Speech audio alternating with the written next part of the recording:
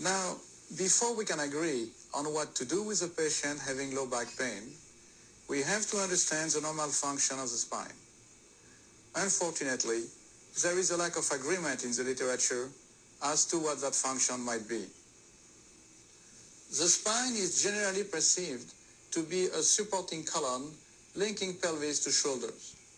As we walk, the trunk is thought to be carried passively by the legs. But this simple and attractive idea leads to numerous contradictions. For example, why is the shape of the spine on the form of an S instead of being straight? It will appear that a straight column will support compressive loads better than a curved one. In the search for an answer, consider this 20-year-old male subject. He has reduced arms and no legs. This X-ray of his pelvis clearly demonstrates the absence of lower extremities. Therefore, this young man is standing on his ischium. The problem is this. If it is true that legs are necessary for human locomotion, then a person with such an anatomy will not be able to walk. Well, let us see if this is in fact the case.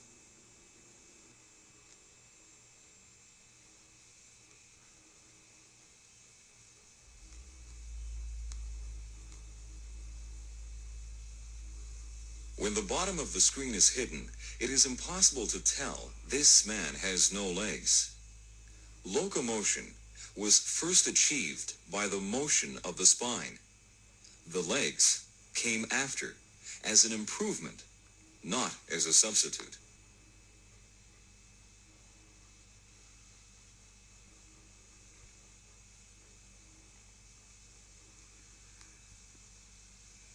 How is this possible? Well, the earliest clue we could find was the work of Dr. Lowett back in 1903. Dr. Lowett tried to understand the relation between the shape of the spine and its motion. And this is what he did.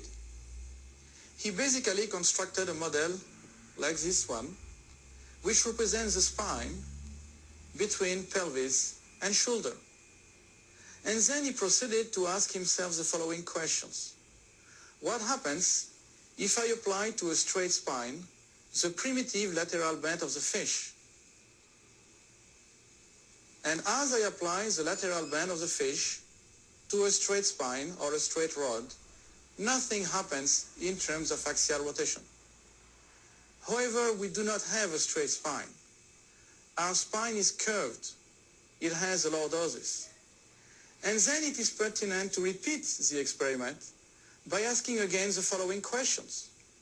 What happens when I apply the primitive lateral bend of the fish to a curved spine? And this is what Lowett noticed.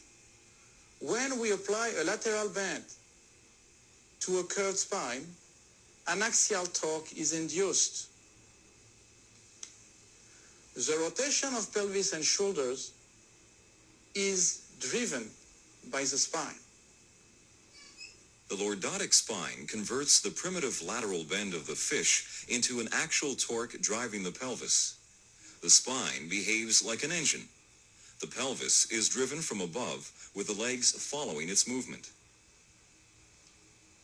The implications of this representation of the function of the spine are quite significant.